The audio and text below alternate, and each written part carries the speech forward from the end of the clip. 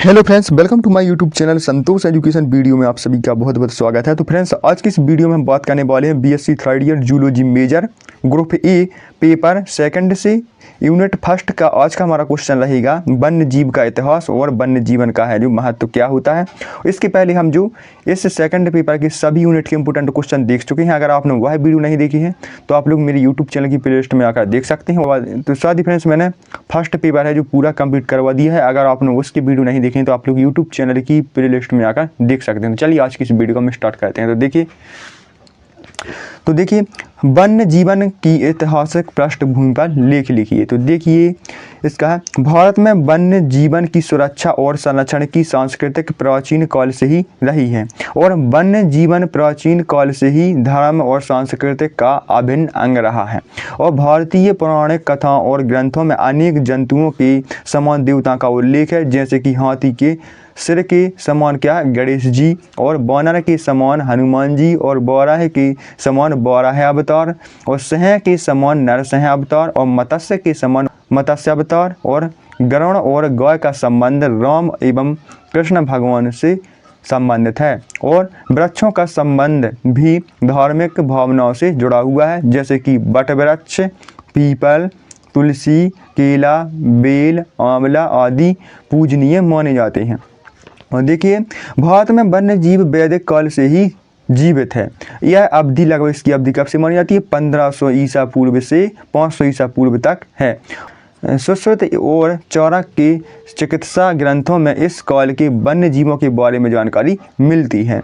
और black bug Aryavart या आर्यों की भूमि में काफ़ी प्रचलित थे, जो विंध्य पर्वत के उत्तरी भाग में मौजूद थे और दक्षिण तक फैले हुए थे।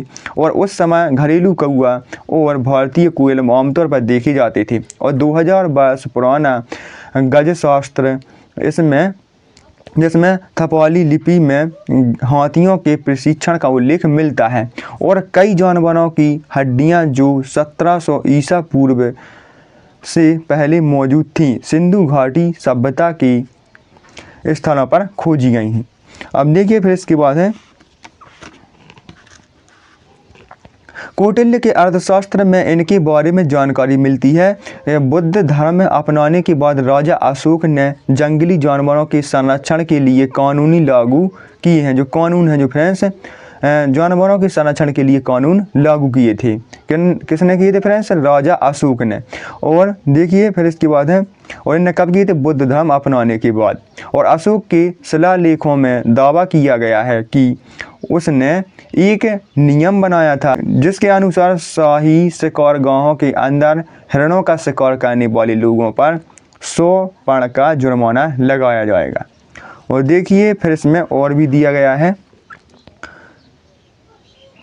पूर्व औपनिवेशिक और उत्तर औपनिवेशिक काल के दौरान दुर्लभ कीड़ों की विभिन्न प्रजातियों को भारत में मुफ्त में लाया गया था। दो स्पष्ट घटनाएं भारतीय वन्य जीवन के इतिहास को चिन्हित करती हैं। सबसे पहले ब्रिटिश काल में जंगल की दुनिया में घुसपैठ और अपने पूर्ववर्तियों की तुलना में कहीं अधिक व्यापक थी। और भारतीय वन्य जीवों के इतिहास से पता चलता है अंग्रेजों के शासनकाल में वन्य जीवन का सबसे ज़्यादा नुकसान हुआ है। और ऐतिहासिक अभिलेखों के अनुसार ही शिकार हर शासक की कौशल सीमा का एक अनिवार्य हिस्सा बन गया था। तो देखिए यह है इसका इतिहास है वन्य जीवन का। तो देखिए अब हम देखते हैं वन्य जीवन का महत्व क्या है। तो आपसे क्वेश्चन पूछा जा सकता है कि वन्य जीवन के महत्व पर निबंध लिखिए।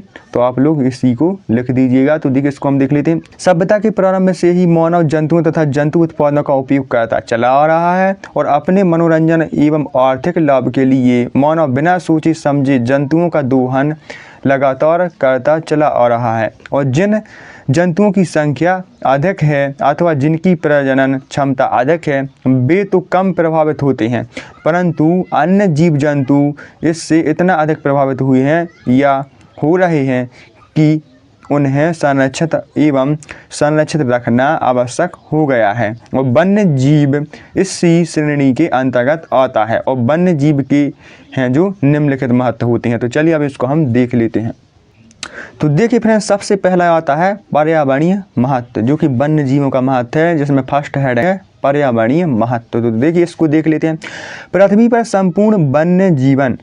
संपूर्ण जीवन एक है और अपनी विविध जैविक तथा अजैविक पारिस्थितिक पुनर्निर्देशन नियंत्रण प्रक्रियाओं के कारण प्रकृति स्वयं में एक अति संतुलन जीवन आश्रयी तंत्र है, जिसका मानव भी एक हिस्सा है, और वन्य जीव के विनाश से पर्यावरणीय संतुलन भंग हो सकता है, जिसके परिणाम मानव के लिए अति गंभीर हो सकते हैं। अंततः जीव जंतुओं की सुरक्षा एवं संरक्षण जीवन की गुणवत्ता एवं मानव की उत्तरजीविता के लिए अत्यंत ही आवश्यक है। और उदाहरण के लिए यदि हम वन विनाशन को देखें तो वन विनाशन न केवल हमारी जलवायु को प्रभावित करता है, अपितु वन्य जीवों की सुरक्षा एवं आवास के लिए भी समस्या उत्पन्न करता है तथा इन दोनों अजैविक एवं जैविक प्रभावों का सीधा असर मानव जीवन पर पड़ता है।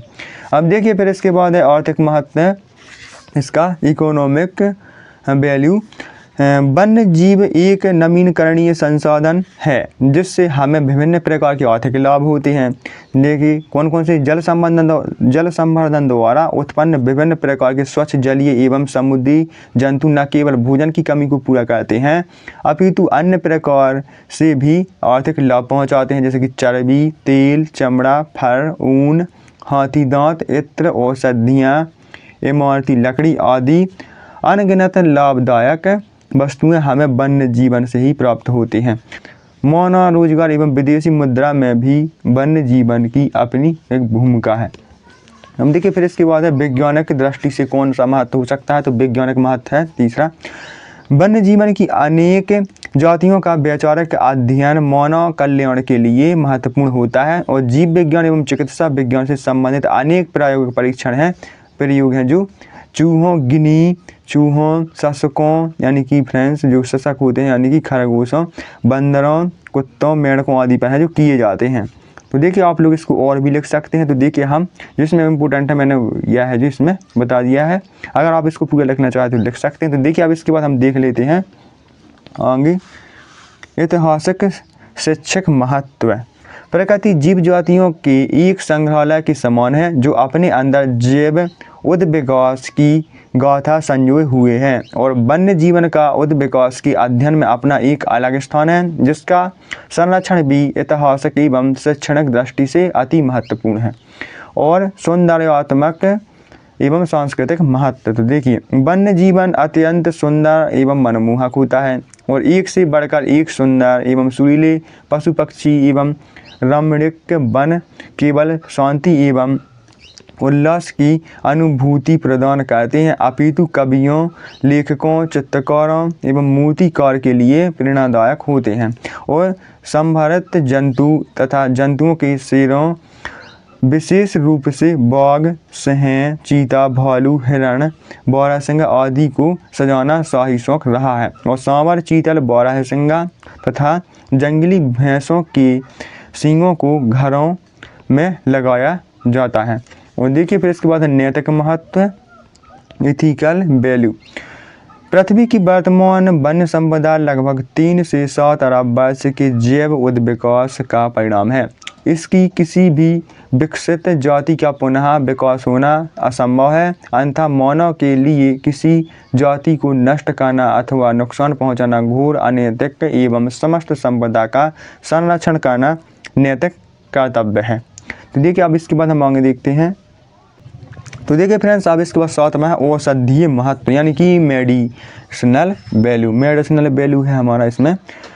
पेरू देश के सिनकोना वृक्ष की छाल में क्विनीन, पेनिसिलिन के प्रतिजैविक गुण, रीसस और बंदर चिंपांजी के टीकों, गर्भनिरोधकों आदि चिकित्सीय क्षेत्र में किए जाने वाले उपयोग, ये सभी उदाहरण वन्य जीवन के औषधीय महत्व के प्रत्यक्ष प्रमाण हैं। तो फ्रेंड्स अगर आपको यह वीडियो अच्छा लगे इसको लाइक करिए और चैनल को सब्सक्राइब करिए। अगली वीडियो में हम देखेंगे जैव विविधता के तप्त स्थल यानी कि हॉट स्पॉट। तो चलिए मिलते हैं अगली वीडियो में, जब तक के लिए जय हिंद, वंदे मातरम।